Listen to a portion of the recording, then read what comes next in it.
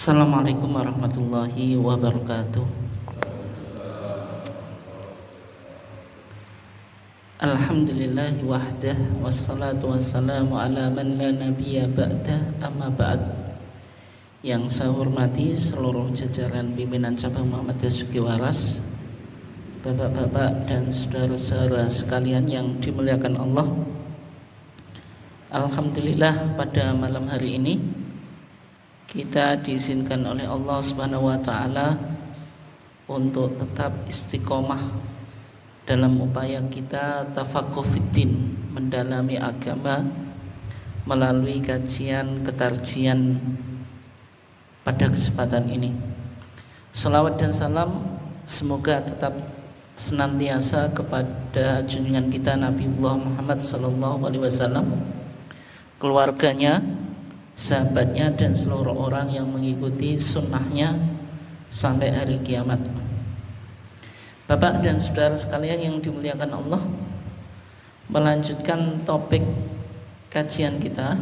Di minggu yang lalu kita sudah membahas tentang wacana korban keroyokan, antara wacana dan kritik, atau korban keroyokan atau saweran antara wacana dan kritik. Untuk malam hari ini kita coba angkat sebuah topik yang sangat kita butuhkan sebelum kita nanti melakukan Idul Adha dan juga penyembelihan hewan korban, yaitu yang berkaitan dengan kepanitiaan korban. Sebelumnya, ketika kita menyerahkan hewan korban melalui lembaga, termasuk di dalamnya panitia, itu problem yang muncul, sahibul korban atau al-mudhahi itu tidak selalu bisa menyembelih hewan korbannya, tidak selalu bisa, Pak. Artinya ya bisa jadi ada kesempatan, tapi bisa jadi tidak.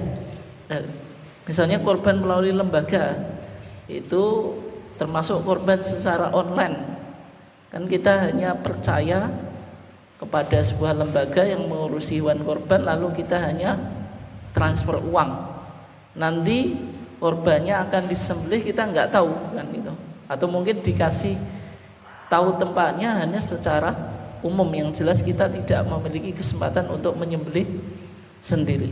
Termasuk melalui panitia, meskipun di beberapa tempat yang mungkin sahibul kurban suruh nyembelih sendiri, Pak, ya, atau secara umum panitia, ya. Nah, ketika korban tidak disembelih oleh sahibul kurban, itu bagaimana? Yang jelas dari hadis Anas ibn Malik, ya, ini menjelaskan bagaimana Rasulullah berkorban. Anna nabiyya kana yudhi, adalah nabi itu berkorban bikabsain, dengan 2 kibas, amlahain, yang warnanya itu putih kehitam-hitamnya, akronain, yang keduanya bertanduk, wa yusammi wa yukabbir. Tapi ketika korban membaca bismillah dan membaca takbir. Artinya wa fi lafdin, dalam satu riwayat dalam satu redaksi, dzabahahuma biyadihi, Rasulullah menyembelih 2 kambing kibasnya itu biyadihi, dengan tangannya. Artinya Rasulullah sendiri yang menyembelih. Dan sehingga problem yang muncul ketika korban dikelola oleh panitia atau melalui sebuah lembaga, maka sahibul kurban tidak bisa menyembelih hewan korbannya. Yang menjadi pertanyaan, menyembelih hewan korban yang dilakukan oleh mudhahi itu hukumnya wajib atau sunnah? Kalau jenengan katakan wajib, berarti korban melalui lembaga kepanitiaan tidak sah. Tapi kalau jenengan katakan sunnah, itu tetap sah, tetapi kehilangan afdholiyah. Sehingga di HPT kita ketika majelis tarjih menjawab atau memberikan fatwa tentang korban melalui lembaga, di sana dikatakan memang yang lebih utama yang melakukan penyembelihan itu sahibul korban. Tetapi jika sahibul korban tidak mampu, itu boleh diwakilkan kepada orang lain. Tidak mampu itu memang yang pertama tidak bisa menyembelih sendiri. Yang kedua, misalnya apa Pak? Sakit gitu. Atau wanita, kan jarang kita temukan wanita yang apa Pak? Yang bahasa Jawa ini tatak beleh kan gitu. Maksudnya beleh wedus ya. Gak mentolo. Meskipun juga boleh ya wanita menyembelih hewan. Kemudian tempatnya jauh gitu. Itu beberapa alasan mungkin yang mengakibatkan apa? Sahibul kurban tidak bisa apa? Membeli hewan kurbannya. Yang semacam itu boleh melakukan taukil atau perwakilan atau istinabah, meminta ganti kepada jagal atau apa panitia korban. Nah dasarnya apa Pak? Dasarnya dalam hadis Jabir ibn Abdillah itu ketika Rasulullah melakukan hadyu itu sembelihan orang haji. Rasulullah itu menyembelih thalathan wasitin, menyembelih 63. Sisanya itu diserahkan Ali ibn Abi Thalib. Berarti ketika itu untanya Rasulullah yang digunakan untuk hadyu Pak, atau kurban untuk orang haji itu 100 unta. Kalau yang disembelih Rasulullah 63, berarti sisanya berapa itu? 37 itu disembelih Ali. Berarti kan Rasulullah melakukan taukil atau istinabah. Tidak semua hewan kurbannya disembelih oleh Rasulullah, sehingga kesimpulan fatwa tarjih apa Pak? Diperbolehkan apa? Mewakilkan gitu. Meskipun kalau memungkinkan sahibul kurban lebih afdal untuk menyembelih sendiri. Misalnya kita lihat di sini di kitab As-Sail Al-Jarar yang ditulis oleh Al-Imam Asy-Syaukani, sekedar memperkuat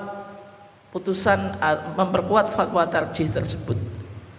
Di kitab Sail Jarar, Al-Imam Syaukani mengomentari kitab Matnul Azhar fi Fiqhil A'immatil Adhar. Ini kitab matan mazhab Zaidi Pak, karena Imam Syaukani itu mazhabnya apa? Zaidi. Tapi beliau melakukan banyak ijtihad sehingga terkadang apa? Bertentangan dengan mazhabnya sendiri dan mengkritik mazhabnya sendiri. Di sana dikatakan ada sebagian ulama yang berpandangan bahwasanya sahibul kurban itu wajib menyembelih hewan kurbannya. Dalilnya apa Pak? Rasulullah sendiri ketika berkorban apa? Menyembelih 2 kambingnya dengan sendiri itu. Hadis ini dipahami sebagai perintah wajib gitu. Tapi ternyata yang dilakukan oleh Rasulullah ketika hadyu itu juga Rasulullah mewakilkan Ali. Ali menunjukkan bahwasannya apa? Kalau sahibul kurban menyembelih sendiri itu hukumnya tidak wajib, tapi hanya sekedar apa? Sunnah gitu. Oke. Nah sehingga tadi kalau kita kurban melalui panitia, melalui kelembagaan, meskipun kita tidak apa bisa menyembelih hewan korban dengan sendirinya, tetap hukumnya apa? Sah. Kemudian berikutnya ini yang penting untuk kita bahas ya. Tata cara menyembelih korban atau hewan korban. Yang pertama menggunakan alat tajam, tapi dikecualikan 3 Pak. Gigi, kuku dan tulang. Meskipun di zaman sekarang kita nggak punya problem ya, karena rata-rata korban itu sudah menggunakan alat yang tajam Pak, baik pisau atau pedang gitu. Sekarang sudah canggih-canggih Pak ya. Sekali tempel langsung sek gitu. Tapi Nabi menjelaskan, karena kita kan tidak dalam selalu kondisi normal gitu. Apalagi dulu di zaman Nabi masyarakatnya belum semapan sekarang gitu. Sehingga Nabi mengatakan ma'an harodam, apapun yang bisa mengalirkan darah, tidak harus terbuat dari besi atau dari baja, tapi semua alat yang bisa mengalirkan darah, artinya tajam. Wa dzukira rasmullah, kemudian disebut nama Allah. Kata Nabi apa? Fakul, maka makanlah. Tapi Nabi menjelaskan laisa sinna wa dhufur, bukan gigi dan kuku. Berarti gigi dan kuku tidak boleh. Kemudian Nabi mentaklil, Pak. Mentaklil itu memberikan alasan kenapa gigi dan kuku tidak boleh. Yang pertama kita mulai gigi. Amma sinnu fa'admun. Adapun gigi itu tulang. Karena gigi itu sama dengan tulang gitu. Kalau tulang boleh nggak dipakai untuk apa? Menyembelih? Enggak, kenapa? Secara teologis itu kan makanannya jin. Gitu.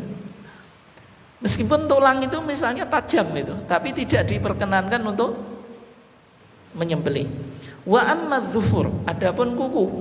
Kalau kuku kenapa enggak boleh? Dan ini Nabi memberikan alasan, famudal Habasyah, maka itu pisaunya orang Habasyah atau orang Ethiopia. Karena dalam Islam, Pak, semua ibadah itu dilarang tasabuh. Tasabuh itu menyerupai, baik menyerupai ritual agama lain atau menyerupai hewan. Misalnya kita nggak boleh sholat ketika matahari terbenam, Pak, tulu syamsi, atau ketika matahari terbenam, matahari terbit ya tadi, atau ghurub syamsi, ketika matahari terbenam. Kenapa? Karena itu waktu ubadus syamsi, penyembah matahari, untuk melakukan ritual atau ibadah itu. Misalnya kita juga dilarang sholat ayyughaddiya ar-rajulu fahu fi shalah. Rasulullah, seseorang menutupi mulutnya ketika sholat. Kenapa? Karena itu menyerupai ibadahnya orang Majusi, penyembah api yang ada di apa, Pak? Persia. Itu kalau ibadah, kalau melakukan ritual kan menutup mulut. Tapi di konteks sekarang, Pak, ketika kita lagi COVID-19 itu kan kita pakai masker, meskipun dalam sholat itu. Kenapa kok boleh, Pak? Karena itu kondisi darurat atau ad-daruratu tubihul mahdzurat. Tapi kalau sekarang, Pak, kita kan sudah normal gitu. Meskipun masih ngonan ya. Kalau kita di luar sholat saja nggak pakai masker gitu, masa kalau jenengan sholat maskeran gitu. Dilihat di situasinya ya, misalnya kok mungkin kalau di rumah sakit kok kita agak genting nggak apalah gitu, itu pakai masker nggak apa-apalah. Tapi kalau kondisi normal ya sebaiknya tidak gitu. Misalnya di sini ngomong sama temannya saja biasa kok, giliran sholat kok masih pakai masker. Tapi ketika dulu COVID itu lagi genting-gentingnya, memang justru memakai masker menjadi wajib. Kalau jenengan nggak pakai masker terkapar, itu kan berarti apa, Pak? Dalam Islam apa? Darul mafasid muqaddamun ala jalbil masoleh. Meninggalkan mudarat itu lebih diprioritaskan daripada Bapak menarik kemaslahatan gitu. Oke. Kemudian juga nggak boleh tasabuh bil hayawan, dengan hewan, Pak.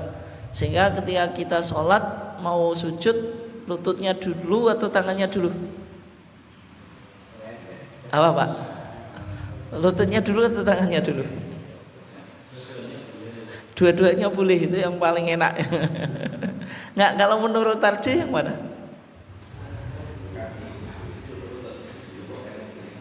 Lutut dulu atau tangan dulu? Yakin ya? Dalam hadisnya dikatakan apa? Idza sajada ahadukum fala yabruk atau fala yasjud atau fala yabruk kama yabrukul ba'ir. Kalau seorang di antara kamu sujud, janganlah ia menderum sebagaimana menderumnya unta, atau janganlah ia sujud sebagaimana menderumnya unta. Cuma ini yang menjadi pertanyaan, unta itu menderumnya pakai tangan atau kaki, Pak? Nah, semuanya kaki. Biar kita nggak sama dengan unta itu, kita pakai kaki dulu atau tangan dulu, atau lutut dulu atau tangan dulu. Itu khilaf ya. Tapi yang dirajihkan oleh tarjih pakai apa?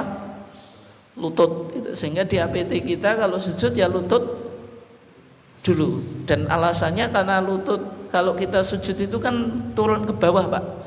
Kalau turun ke bawah itu berat atau ringan? Ringan, Pak. Sehingga kalau pakai lutut wajar. Tapi kalau kita bangkit dari sujud yang kedua, itu pakai apa? Tangan. Kenapa? Karena naik itu berat itu. Itu kalau dalam tarjih semacam itu. Meskipun kalau jenengan sudah kena asam aurat ya, atau asam urat itu. Itu pakai tangan nggak apa-apa. Kalau sudah kondisi-kondisi yang apa? Nggak normal itu nggak apa-apa. Tapi kalau masih sehat ya lutut dulu. Nah, kemudian yang kedua, taujihul kiblah, atau menghadapkan hewan yang dikorbankan ke arah kiblat. Tapi kiblat kita itu kan di barat, posisi kepala sama apa, Pak? Posisi kepala itu di utara atau di selatan? Nah, menghadapkan ke kiblat itu kan bisa dua ya.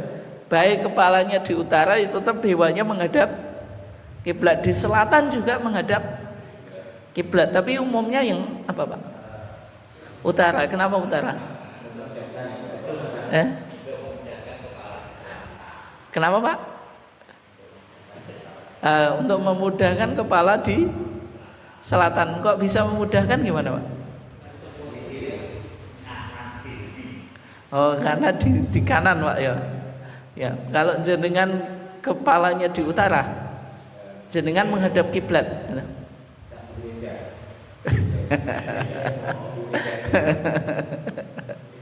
Ya itu, meskipun tadi boleh dua-duanya, tapi umumnya itu di selatan. Kenapa di selatan tadi? Karena jenengan kan juga menghadap kiblat, sehingga lebih mudah itu ya. Lebih apa? Mudah. Yang kedua, kalau di selatan itu berarti hewannya berbaring dengan lambung sebelah yang di bawah ya, Pak, yang kiri, sehingga lehernya itu yang kanan itu di atas. Menyembelih itu baik atau enggak? Enggak, menyembelih itu perbuatan baik atau enggak? Baik, apalagi korban, kan konteksnya ibadah kita dengan menyembelih. Sehingga tadi kalau baik mendahulukan yang kanan atas yang kiri itu. Oke. Nah, ketika tadi kita menghadapkan hewan ke kiblat, ada doanya, Pak. Yaitu apa? Inni wajjahtu wajhiya lilladzi fataras samawati wal ard, dan seterusnya sampai apa? Wa ana minal muslimin. Kayak yang dibaca di doa iftitah. Tapi di doa iftitah rawahu Muslim an Ali bin Abi Thalib, riwayat Imam Muslim dari Ali bin Abi Thalib, itu enggak pakai ini, langsung wajjahtu. Tapi yang ini, Pak, sama dengan redaksi ayat, diawali dengan wajjahtu. Diawali dengan inni wajjahtu. Ayatnya kan pakai apa? Inni wajjahtu. Dan setelah itu kita doa bil qabul, doa berharap supaya sembelihan kita apa? Diterima. Allahumma minka walaka. Kalau Nabi apa? An Muhammadin wa ummati, dari Muhammad dan umatnya. Kalau kita ya Allahumma minka walaka an siapa yang berkorban. Setelah itu apa? Baca bismillah wallahu akbar. Kenapa kok baca bismillah? Karena kita dianjurkan apa? Menyebut nama Allah ketika menyembelih. Tapi kenapa baca Allahu Akbar? Karena konteksnya kita lagi lebaran itu ya.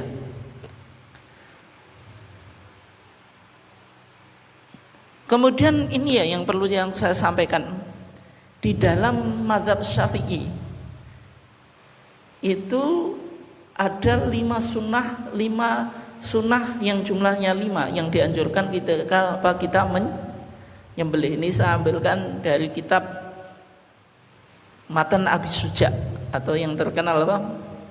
Al-Ghayah wa Takrib atau Takrib orang nyebutnya. Nanti disarai oleh Ibnu Qasim Al-Ghazi, namanya Fathul Qorib Mujib. Ini kitab yang umum dikaji di masyarakat dan di pesantren ya. Disunahkan ketika kita menyembelih itu 5 hal. Yang pertama at-tasmiyah, membaca bismillah. Membaca bismillah wajib itu sunnah, Pak? Jenengan kalau nyembelih baca bismillah itu wajib atau sunnah? Kalau mazhab Syafi'i sunnah, Pak. Ini kan yustahabu dan disunatkan inda dzabhi, ketika menyembelih khamsatu asya, 5 perkara. Yang pertama apa? Tasmiyah, baca bismillah. Yang kedua wassalatu ala nabi sallallahu alaihi wasallam, bersolawat kepada Nabi. Yang ketiga apa? Istiqbalul kiblah bidzabihah, menghadapkan ke arah kiblat, hewannya itu diarahkan ke kiblat. Wa takbir, baca takbir. Wa du'a bil qabul, berdoa supaya diterima. Sehingga di masyarakat umumnya orang menyembelih itu menggunakan mazhab Syafi'i ini, Pak. Nanti kita coba bahas. Yang pertama hukum baca basmalah. Itu kalau dalam mazhab Syafi'i sunnah. Kalau ditinggal itu makruh itu. Makanya di sarahnya apa? Di Fathul Qorib Mujib, walau lam yusammi, seandainya dia tidak baca bismillah, halal madbuh, yang disembelih itu halal.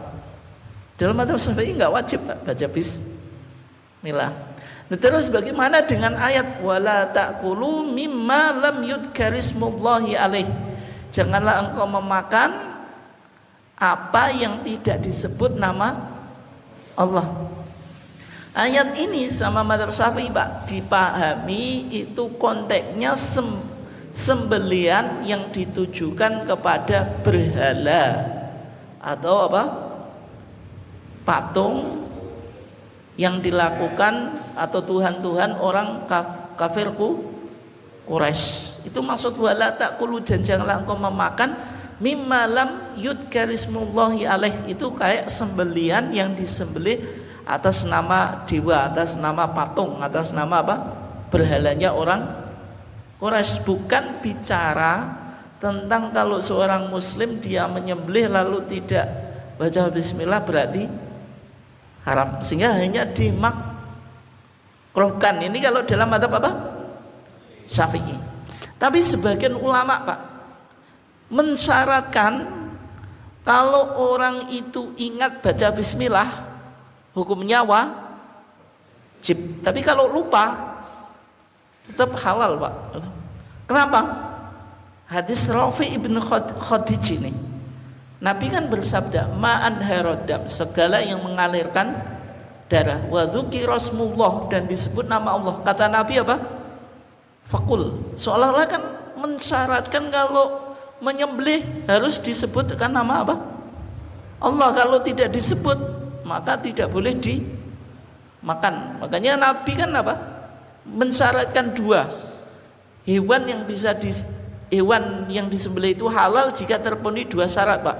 Yang pertama apa? Ma'an harodam, berarti dia harus disembelih dengan alat yang bisa mengalirkan darah. Kalau misalnya dilempar terus mati atau jatuh sendiri mati, itu kan tidak sembelih, berarti apa?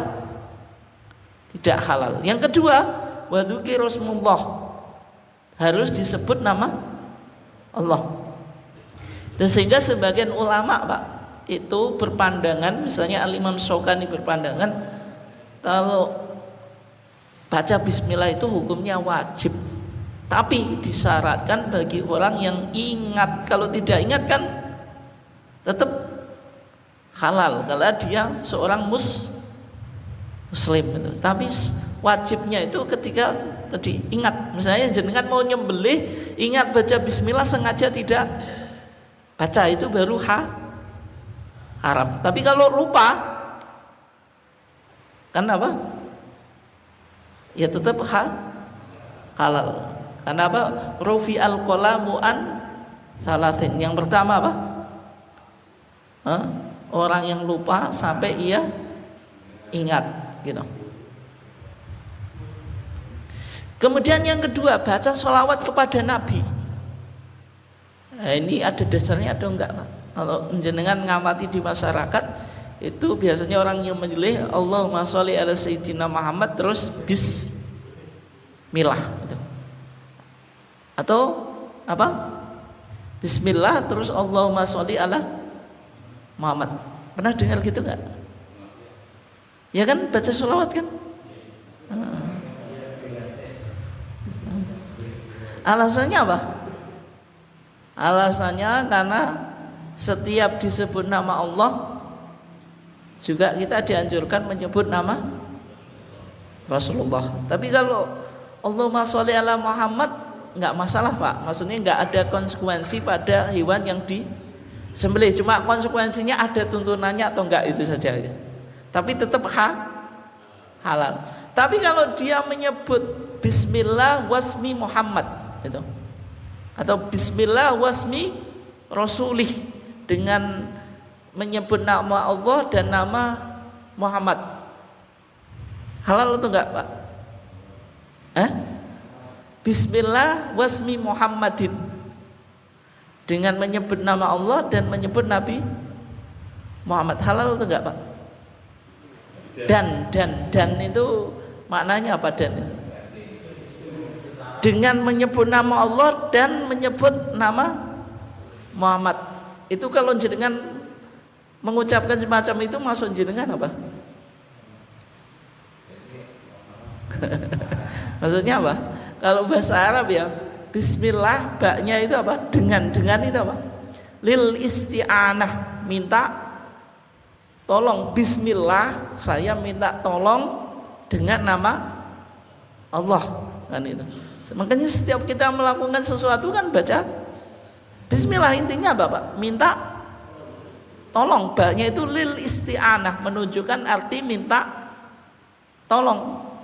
Nah, kalau jenengan baca Bismillah wasmi Muhammad, berarti jenengan minta tolong kepada Allah dan minta tolong kepada Nabi Muhammad. Boleh gak kita minta tolong kepada Nabi Muhammad? Boleh, Pak? Nggak boleh, karena Nabi bersabda apa? Fa idza sta'anta fasta'in billah. Kalau engkau minta tolong, maka mintakanlah tolong kepada Allah, gitu. Ya. Oke ya. Itu kalau dia baca Bismillah wasmi Muhammad, ya. Kalau dia menyamakan kedudukan Allah dengan Nabi Muhammad, itu syirik. Tapi kalau dia hanya tabaruk saja, itu makruh. Karena apa? Berpotensi dipahami dia menyamakan kepada Allah. Tapi intinya, Pak, terlepas dari itu, kalau kita di tardih nggak ada tuntunan sebelum menyembelih baca sholawat, itu tidak ada, karena tidak ditemukan apa? Dalilnya. Nabi ketika tadi mau menyembelih korban kan ya Bismillah wallahu akbar. Nggak pernah Nabi Bismillah wasmi Muhammadin atau Bismillah Allahumma sholli ala Muhammad, nggak ada. Oke ya. Kemudian menghadapkan kiblat, takbir, doa bil qabul. Doa bil qabul jenengan bisa di awal, bisa di akhir. Maksudnya apa? Setelah Bismillah wallahu akbar atau sebelumnya, gitu. Maksudnya Bismillah wallahu akbar, Allahumma taqabbal min siapa? Atau Allahumma taqabbal min, baru Bismillah wallahu akbar. Tapi yang lebih mudah, Pak, apalagi konteksnya korban ya, itu jenengan ketika merobohkan baca ini wajahtu, ini yang tukang nyembelih, Pak, ini wajahtu. Nanti kalau jenengan sudah roboh baru baca ini, kelamaan, Pak. Jadi ini wajahtu ketika mau merobohkan itu nanti.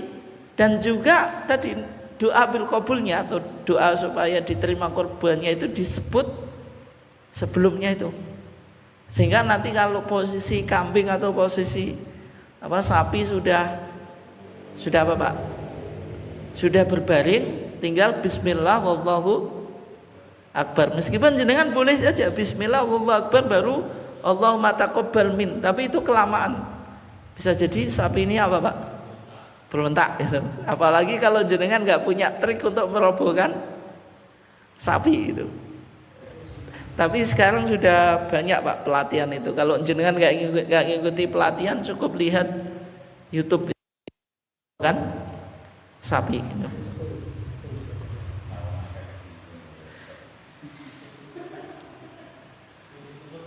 Oke, berikutnya kepanitiaan korban. Di konteks modern, korban itu secara umum dikelola oleh panitia Pak. Alasannya apa? Alasannya apa? Kenapa kok orang-orang nggak nyembelih sendiri tapi nggak bisa menyembelih? Yang kedua apa? Kenapa? Distribusinya jelas. Yang ketiga apa Pak? Intinya kenapa kok orang menyerahkan korbannya ke panitia? Sehingga tadi menjadikan pengelolaan korban itu lebih efektif, efisien, mudah, simple, dan juga distribusinya sesuai dengan target atau sasaran itu. Jadi misalnya jenengan nggak bisa menyembelih, ya ke panitia simple saja gitu. Daripada jenengan mau mendata siapa yang saya kasih daging ini, bingung Pak. Serahkan panitia kan simple Pak. Panitia sudah tahu peta mana yang dikasih kan, gitu. Tapi yang menjadi masalah Pak, ketika kepanitiaan korban itu sebuah kebutuhan dan menjadi budaya penyelenggaraan korban di konteks modern ini, yang menjadi masalah apakah ditemukan dalilnya Pak?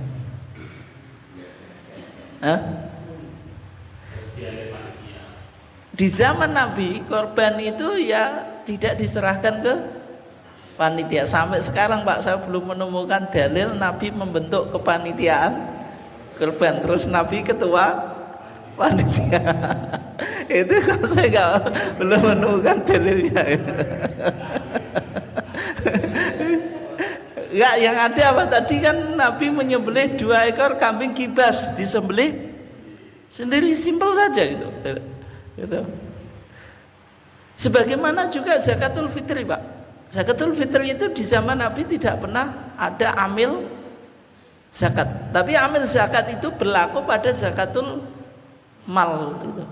Innamas shadaqatu lil fuqara wal masakin wal amilina, itu apa? Bicara tentang amil zakat mal yang dia menjabatkan presentasi termasuk al asnaf ats-tsamaniyah, 8 asnaf yang berhak menerima zakat itu sekitar 12,5% itu kan 1/8 Pak ya.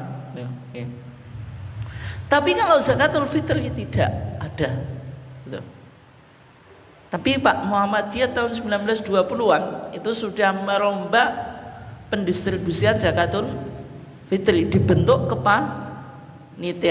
Kenapa? Karena di zaman dulu zakatul fitri itu hanya diberikan pada Pak Mudin atau penghulu. Padahal Nabi menjelaskan esensi zakatul fitri itu apa Pak? Tuhratan lis-shaimi minal lagwi wa rafath. Ada dimensi spiritualitas atau dimensi purifikasi. Tapi juga wa tu'matan lil masakin. Ada dimensi sosial. Ada dimensi sosial ke orang miskin nggak dapat zakatul fitri ketika Idul Fitri, mana dimensi sosialnya? Makanya Muhammadiyah merombak zakatul fitri tidak dikasihkan ke mudin tapi dikasihkan fakir miskin, dan itu bisa berhasil melalui kepanitiaan zakatul fitri. Dan di kota gede Pak diceritakan itu mudin atau penghulu itu dapat zakatul fitri itu bisa dimakan untuk 1 tahun. Jadi 1 tahun nggak usah nempur Pak, cukup dari beras zakat itu sudah tersuplai gitu. Itu mudin. Dan di zaman kecil saya juga semacam itu gitu. Ya kan, saya masih menangi Pak gitu. Tapi kenapa kok Muhammadiyah membentuk kepanitiaan Pak? Ya tadi alasannya atas dasar maslahat. Artinya kepanitiaan kurban dan zakatul fitri itu tidak ada dasarnya, Pak. Tapi bisa dibentuk karena ingin merealisasikan kemaslahatan. Yang kedua, Pak, ditemukan dalilnya tapi hanya mafhum. Mafhum itu apa? Pemahaman, bukan mantuk. Dalam usul fikih itu ada mafhum. Mafhum itu pemahaman dalil. Kalau mantuk itu Nabi bersabda, ada statement yang eksplisit dari Nabi suruh membentuk kepanitiaan zakatul fitri atau kepanitiaan korban. Atau kalau zakatul mal kan jelas Al-Quran bilang wal amilin, berarti apa?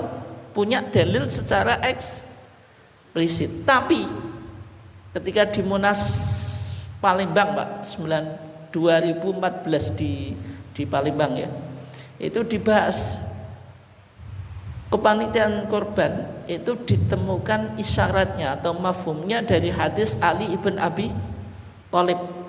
Di sana dikatakan, kata Ali, amaroni nabiyyu, Nabi memerintahkanku an aku ma'ala budni, untuk mengurusi unta kurbannya. Ini pada peristiwa haji, Pak.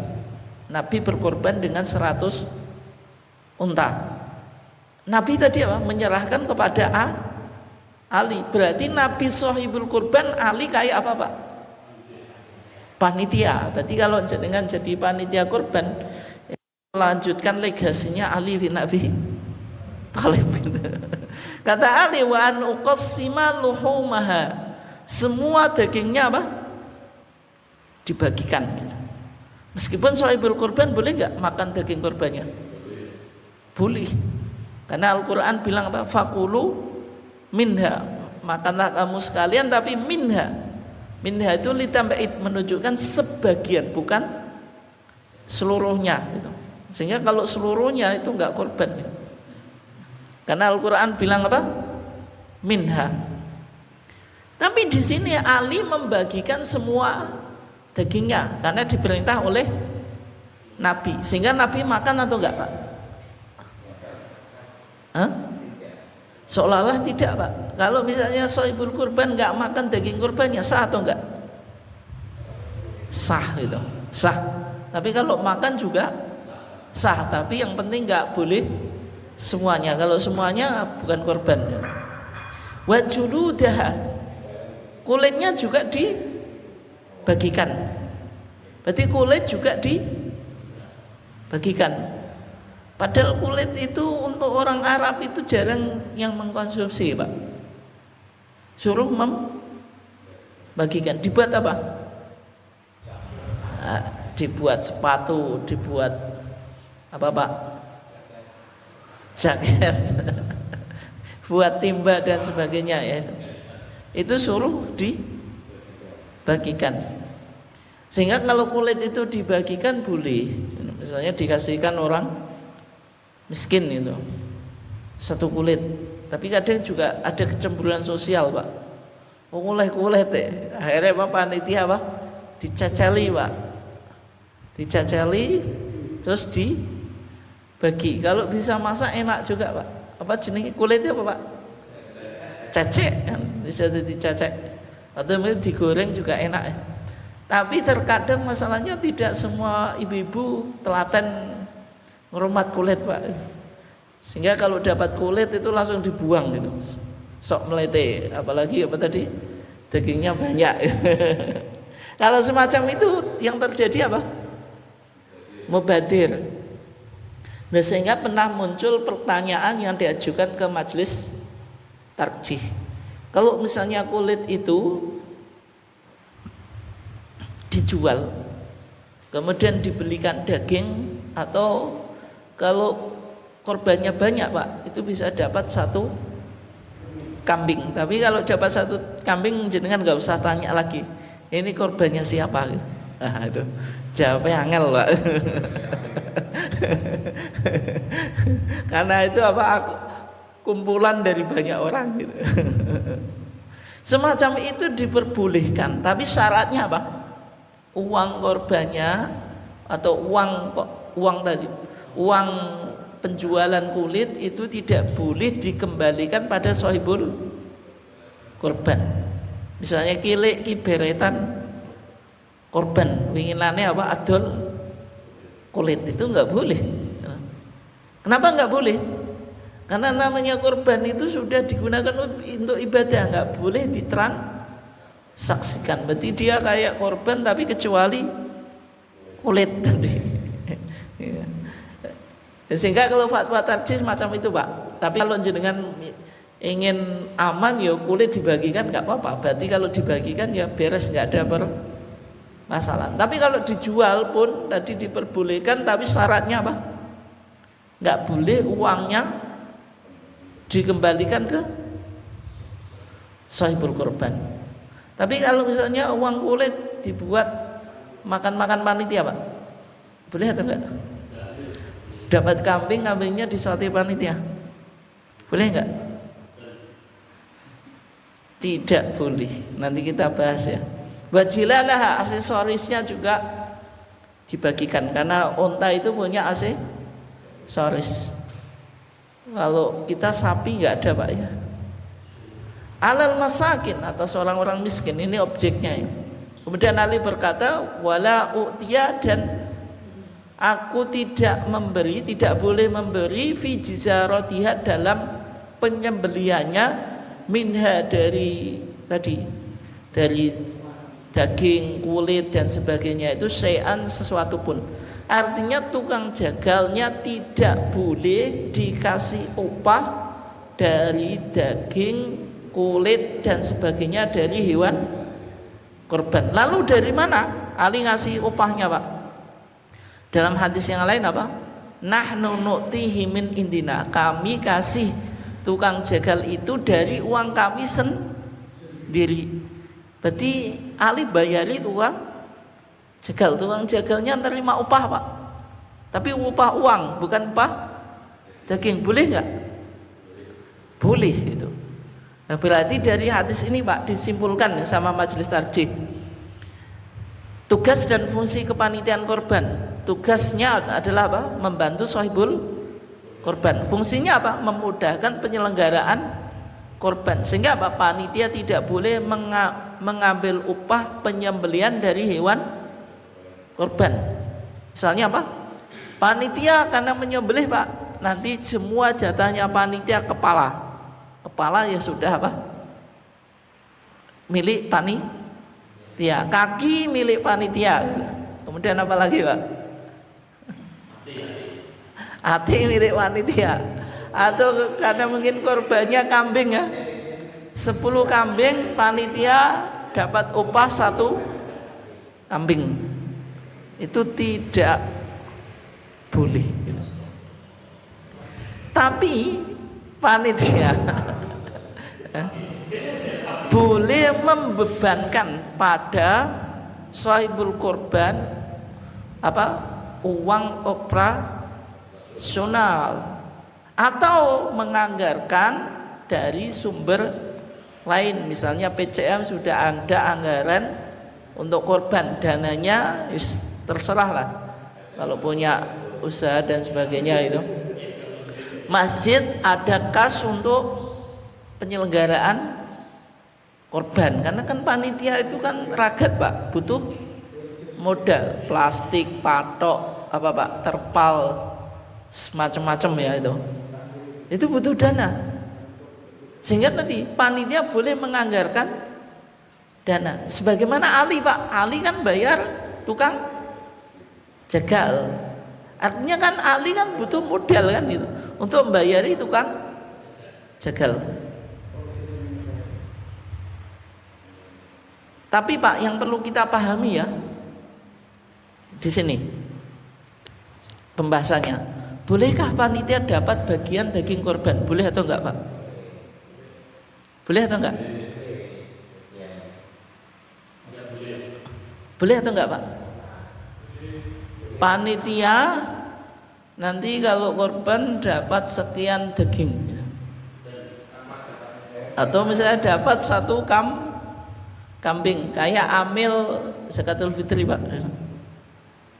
Kok amin zakat, amil apa, zakat mal. Boleh atau enggak? Panitia dapat nanti semua kulit miliknya panitia? Boleh nggak? Panitia dapat kepala dan kambing secara kelembagaan, sama panitia dikumpulkan ya, sama panitia dikumpulkan, nanti dibuat apa?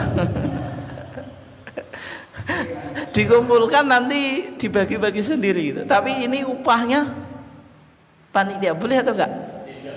Tidak boleh. Sebentar Pak, sebentar ya. Sehingga di sini apa? Panitia korban berbeda dengan amil zakat. Kalau amil zakat boleh Pak, tadi dapat apa? Presentasi dari zakatul fitri. Kok zakatul mal. Jadi kan termasuk asnaf thamaniyah, 1/8-nya sekitar 12,5% itu. Ya, itu legal itu. Legal itu secara kelembagaan. Makanya lazismu ya tadi ada apa gaji dari penghimpunan zakat, pendistribusian dan sebagainya. Diambilkan dari apa? Bagiannya hamil.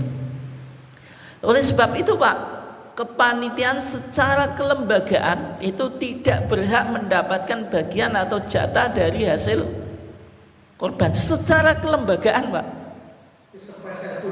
Sepeser pun nggak boleh. Secara kelembagaan. Misalnya tadi contoh kelembagaan apa? Ada yang korban 10 kambing, 1 kambing panitia, atau semuanya misalnya kulit panitia, daging kepala panitia atas nama kelembagaan, itu tidak boleh itu. Dan terus Pak, kalau jenengan kan terlibat di kepanitiaan tapi tidak atas kelembagaan, tapi atas nama apa?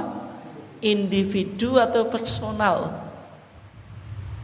Wong yang lainnya dikasih, jenengan ada dikasih, boleh atau enggak?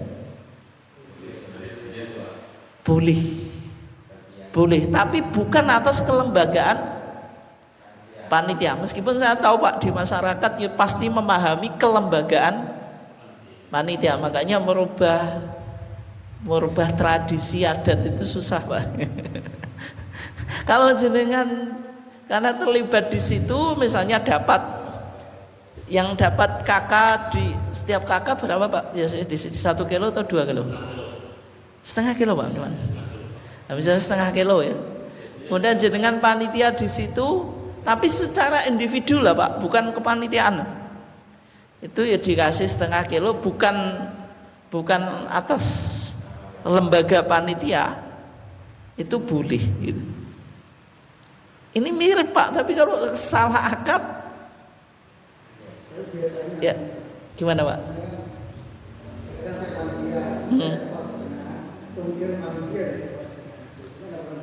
Gimana Pak? Panitia terus?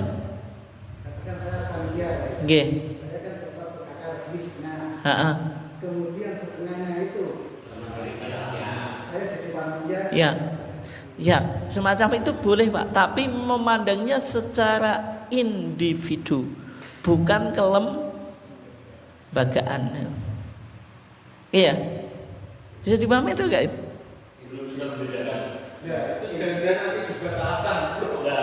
Secara kelembagaan panitia kan punya lembaga toh, jenengan pakai stempel itu, nah itu kelembagaan. Di sebagian tempat yang lain itu panitia cukup makmur Pak. Nanti ada penutupan korban macam-macam, makan-makan. Kadang panitia nyate-nyate sendiri. Semacam itu lebih baik dijauhi ya. Kalau misalnya makan itu semuanya ikutlah gitu. Jangan sampai panitia saja itu.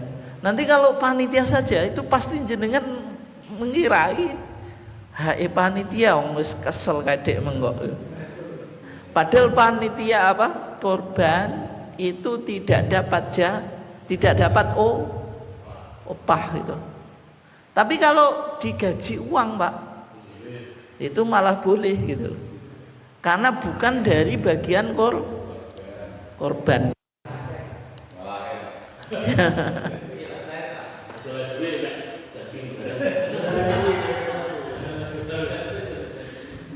Nah sekarang Pak, kenapa kok individu panitia boleh dapat jatah Pak? Individu panitia itu kayak tukang jagal.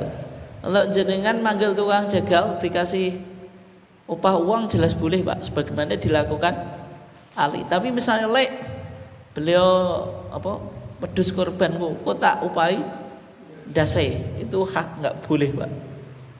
Tapi jenengan boleh ngasih daging ke tukang jagal tapi atas nama hadiah atau sodakoh.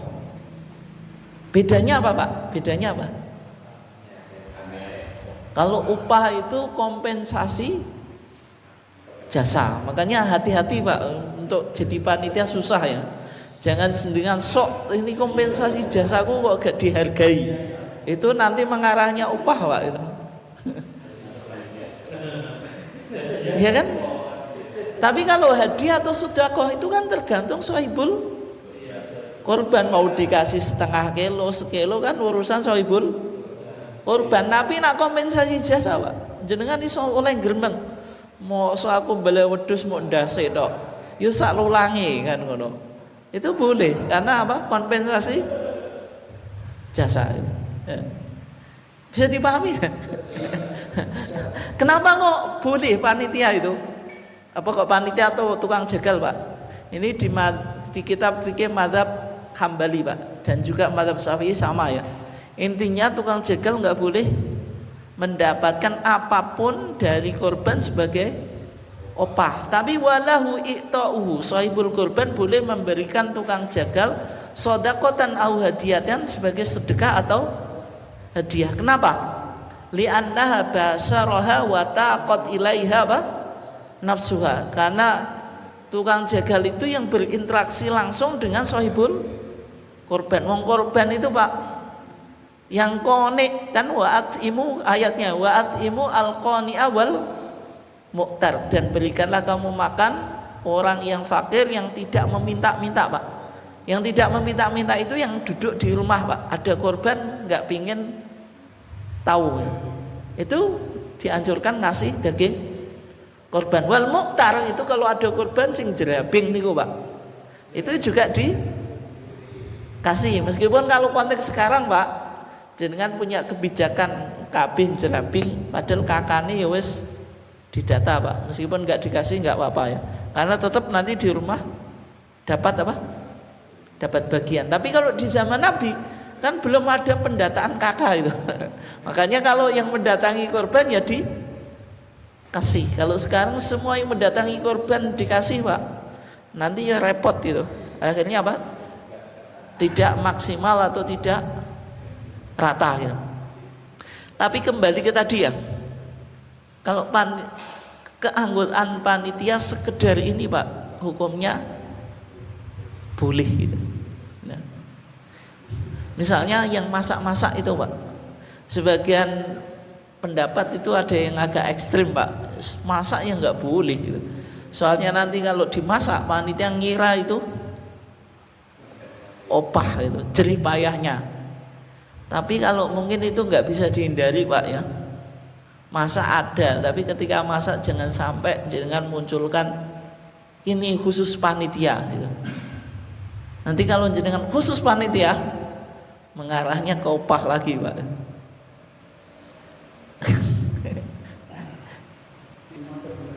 Ya termasuk tadi loh. Misalnya ada makan-makan di sini nggak ada ya penutupan panitia itu. Kalau semacam itu undanglah semuanya gitu loh. Semua warga atau apa. Kalau eksklusif panitia nanti larinya ya opah. Gitu.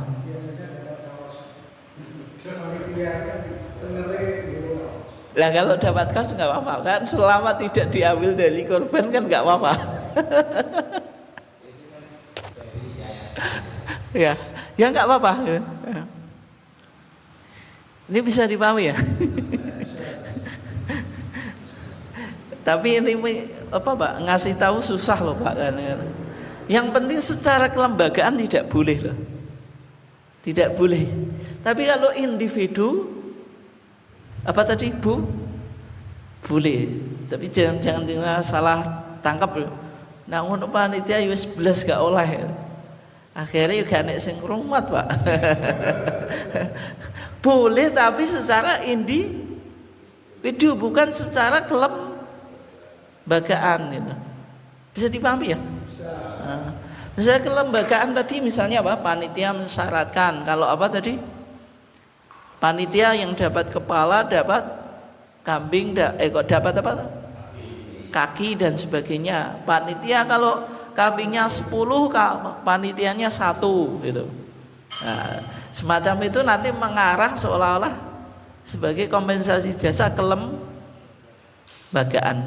Meskipun ini susah Pak, tapi kan pemahamannya semacam itu.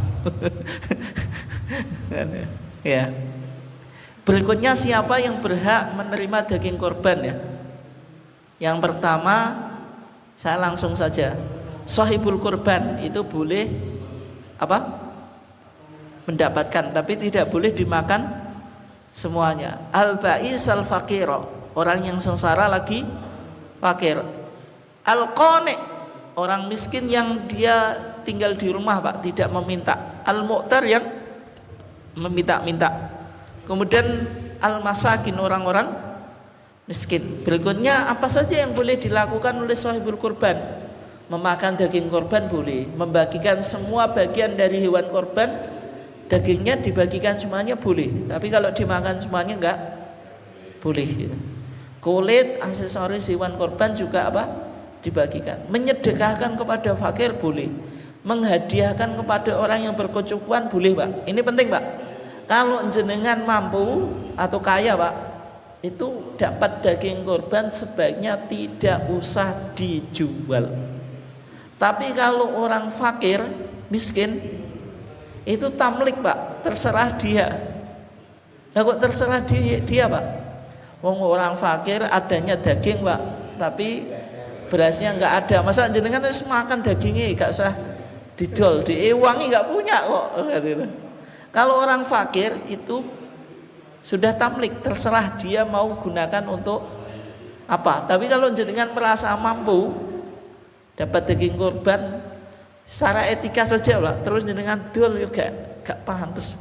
Ki wong sugih kok ngedol daging korban kan gitu Pak. Maksudnya kan kebutuhan yang tercukupi, dia punya uang gitu. Kok cek mentolo apa? Ngedol daging korban. Memanfaatkan kulit ini boleh ya, dibuat sepatu, buat sandal, buat timbal. Tapi sekarang sudah nggak ada Pak. Dulu ya buat beduk juga, tapi masalahnya di Muhammadiyah masjidnya nggak pakai beduk. Beduk atau jidwal.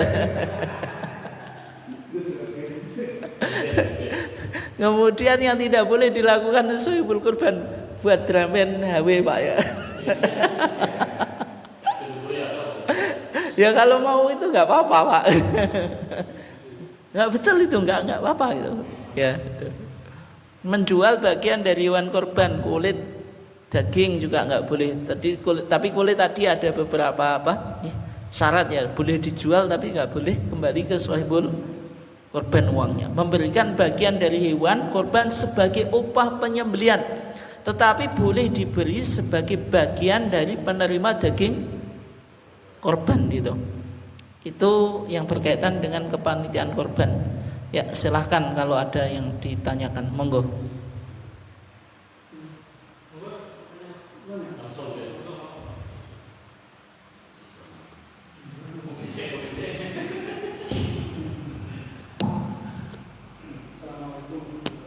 Salam. Ini mohon maaf hari ini menyimpang tema. Ini saya pernah ditanya sama Pak Uli, itu katanya kalau orang umroh itu kalau dia umroh kemudian meninggal sebelum dia haji itu hukumnya bagaimana? Katanya kan umroh itu penyempurna haji. Ini mau dijelaskan. Wa atimul hajja wal umrata apa? Lillah. dan sempurnakanlah wa atimul hajjah dan sempurna haji wal umrata dan umroh lillahi karena Allah. Umroh itu kalau dalam mazhab Syafi'i hukumnya wajib sekali seumur hidup gitu. Sebagaimana haji. Karena kalau orang haji pasti umroh gitu. Tapi kalau sekarang ya agak ribet Pak gitu. Tapi kalau dulu orang haji pasti umroh, karena haji itu kan 3 jenis kan. Apa? Qiron, menggabungkan antara haji dan umroh. Ifrad, haji dulu kemudian umroh. Tamattu, umroh dulu baru haji. Sehingga wajar kalau mazhab Syafi'i bilang kalau umroh itu wajib, meskipun dipakai senjata para travel Pak. Umroh wajib gitu. Kalau mampu kok enggak umroh. Kalau haji susah, umroh dulu gitu.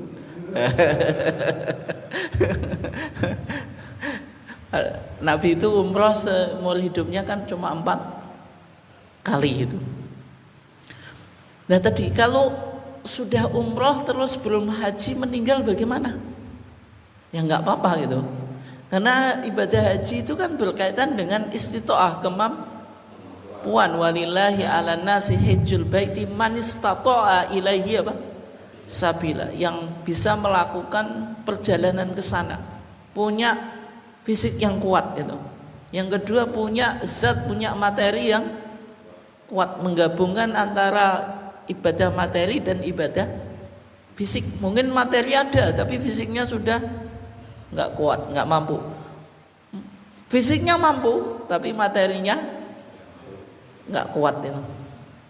Semacam itu haji ini ibadah yang paling apa? Paling berat Pak, karena menggabungkan 2 hal tadi, baik materi maupun fisik. Makanya apa? Kewajibannya itu digantungkan pada istitoah, pada kemampuan. Beda dengan ibadah-ibadah yang lain, ya tetap ada istitoah Pak, tapi kan mudah ditempuh, karena kan haji itu berkaitan dengan jarak. Kalau sholat kita dimanapun bisa. Kalau zakat asal kita punya harta bisa kan, karena pekerjaan kita itu kan selalu melekat dengan kita kan. Tapi kalau haji itu kan tempatnya jauh itu. Sehingga tadi kalau ada orang umroh kok meninggal belum haji, ya nggak apa-apa gitu. Nggak ada konsekuensi apapun gitu. Itu. Terus dia bilang apa maksudnya? Yang tanya itu? Nggak, maksudnya diarahkan dihajikan anaknya atau gimana? Kalau nadar, ya kalau dia nadar, misalnya umroh dia sudah nadar ingin haji atau wasiat untuk haji itu, semacam itu boleh, namanya badal haji. Tapi syaratnya ada nadar, karena ada Imro'ah min Juhainah ya.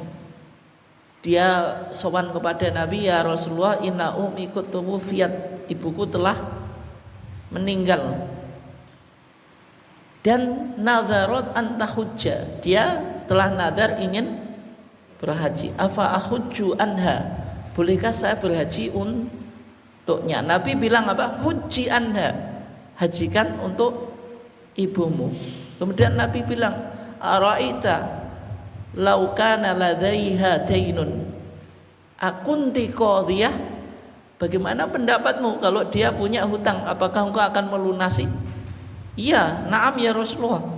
Kemudian Rasulullah bilang, uqdu fa innallaha ahaqqu bil wafa, atau fadainullahi ahaqqu bil wafa, tunaikanlah karena hutang kepada Allah itu berhak untuk dilunasi. Tapi syaratnya tadi harus ada nadar. Yang kedua, badal haji, itu sudah dibahas ya di Monas Tarjih. Syaratnya orang yang berhaji itu harus sudah, orang yang membadalkan haji harus sudah haji. Ada seorang wanita yang ketika mau haji kan bilang, Pak, labaika an subrumah gitu. Dia niatnya untuk gantiin Subrumah, labbaika an Subrumah. Rasulullah mendengar man Subrumah, siapa? Subrumah. Wanita tadi bilang, ya Rasulullah, akhun li au qaribun minni. Dia dalam hatinya kalau enggak saudaranya ya kerabat dekatnya. Kemudian Nabi ditanya, apakah engkau sudah berhaji? Dia belum. Rasulullah bilang huji an nafsiki wa huji an Subrumah. Engkau haji dulu untuk dirimu, baru haji untuk Subrumah. Itu syarat yang kedua, Pak. Syarat yang ketiga, yang dibadali itu punya hubungan kerabat. Tadi kan akhun berarti saudaranya, atau qaribun atau kerabatnya. Itu syaratnya, Pak. Dan yang berikutnya, badal haji itu niatnya satu, berarti satu kali manasik untuk satu orang. Mohon maaf ya, kalau di travel itu mudah, Pak. Jenengan bayar sekian, nanti dapat sertifikat badal haji juga, Pak.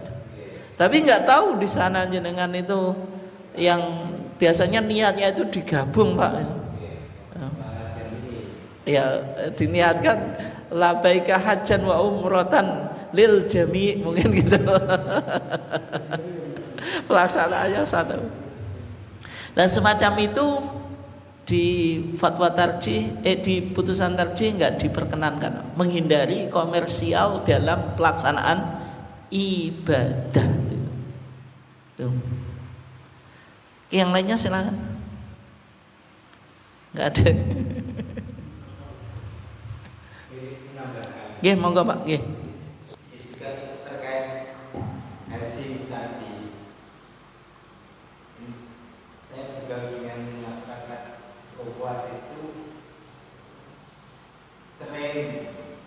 Menjumpai kalimat yang sederhana seperti ini.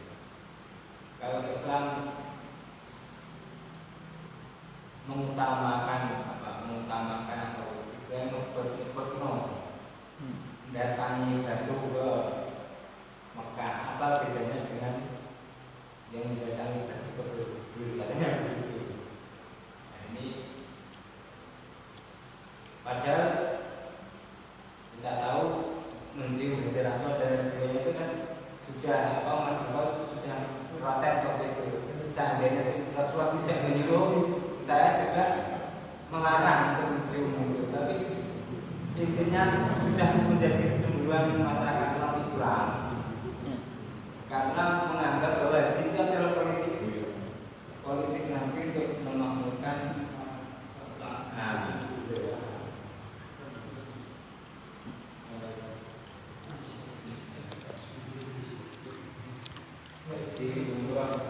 Ya, haji itu kalau di lintas agama samawi ya, ada Judaism, Yahudi, Christianity, Kristen, kemudian Islam. Itu kan sebenarnya merujuk pada ritual Ibrahim gitu. Ibrahim ini kan Abul Anbiya, bapaknya para nabi. Karena Ibrahim punya dua anak, Ismail melahirkan, silsilahnya nanti melahirkan Muhammad. Kemudian Ishak punya anak Yakub. Yakub ini Israel, gelarnya kan Israel ya.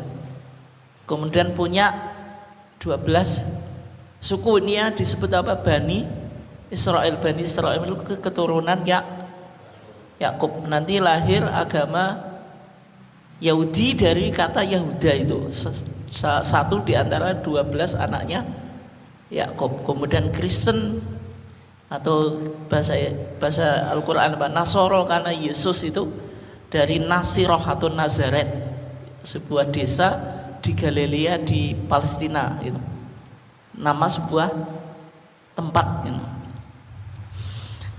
Nah sebenarnya kalau haji itu di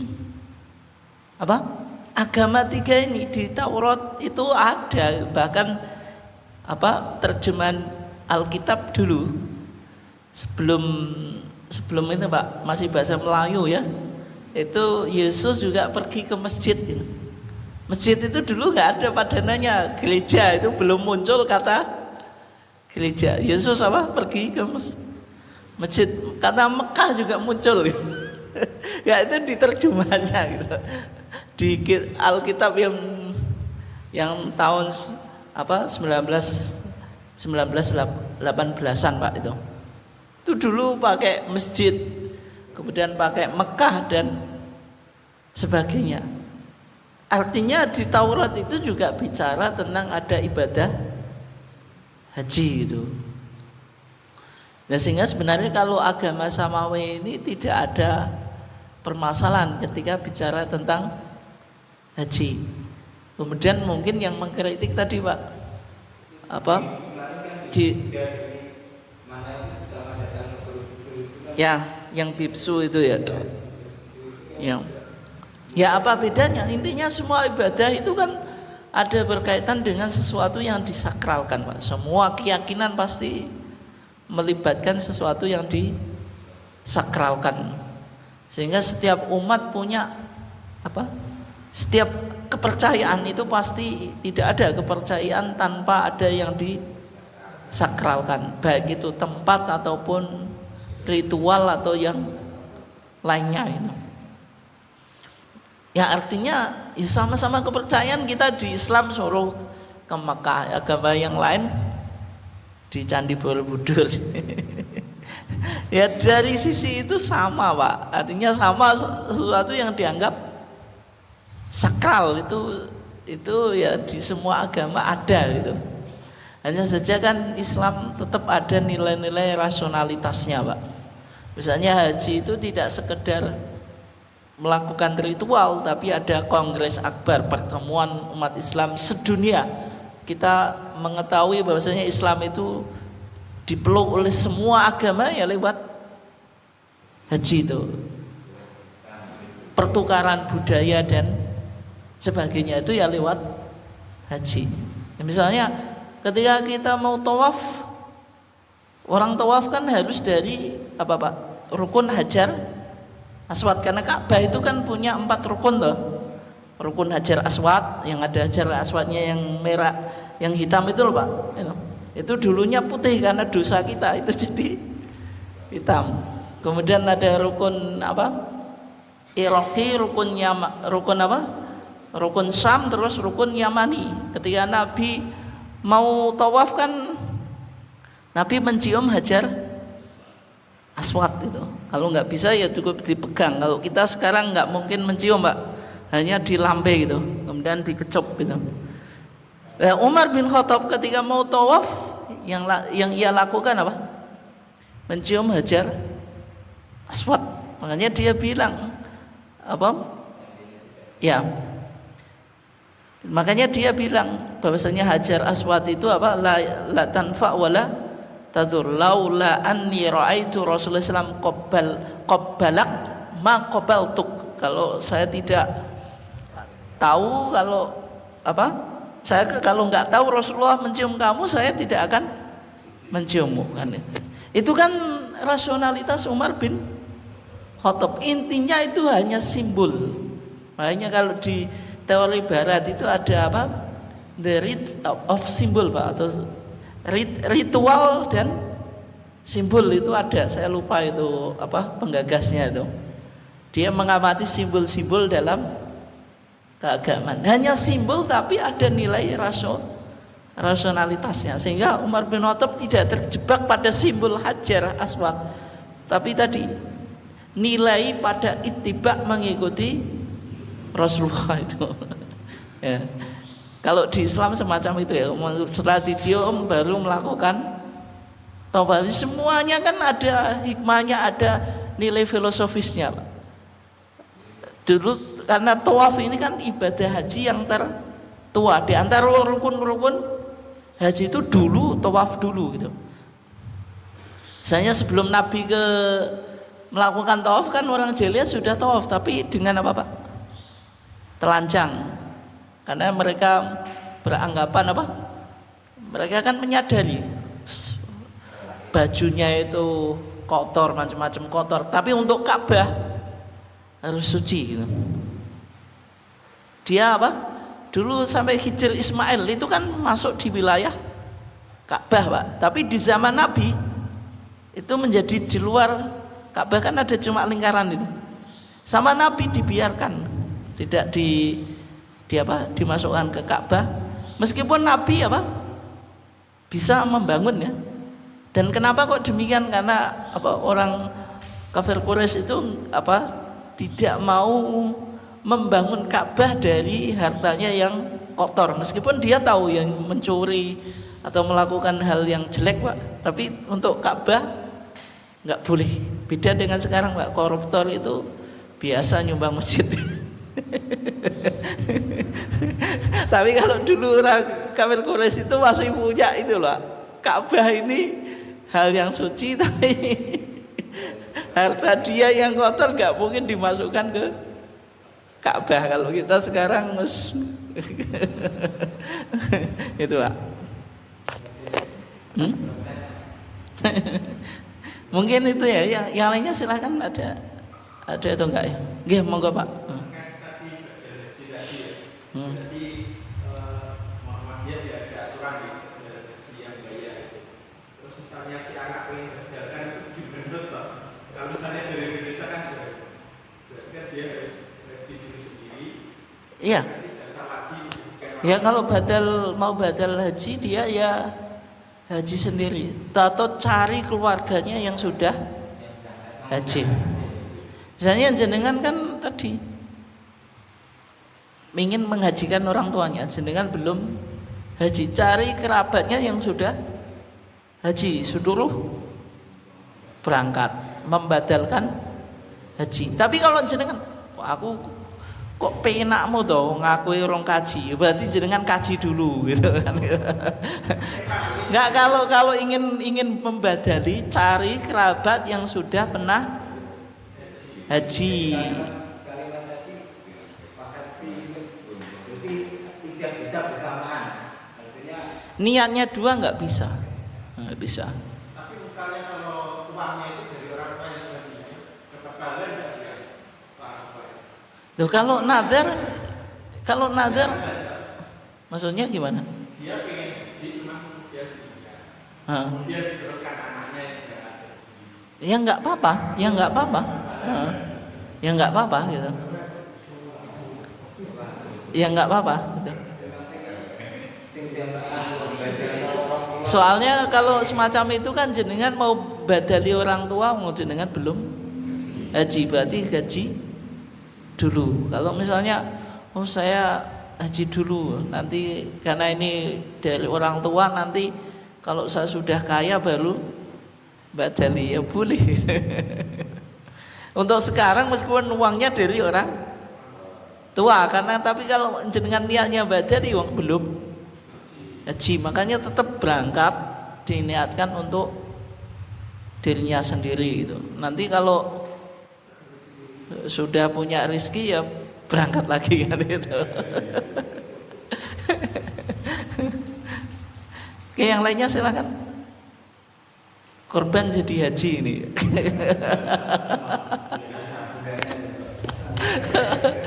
Gitu. Kayak nggak ada ya.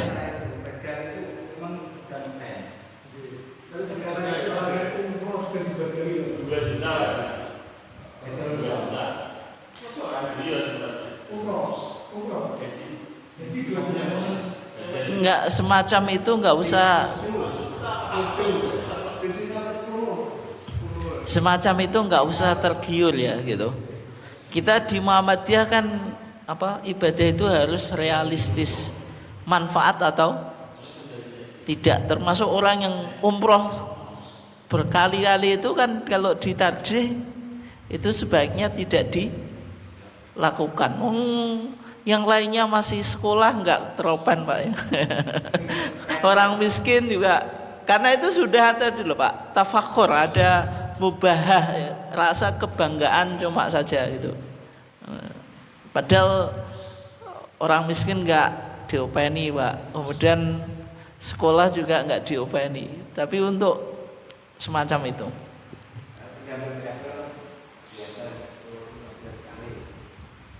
Gimana? Ya memang cukup menjanjikan Pak itu. Ya. Oke, cukup sekian ya.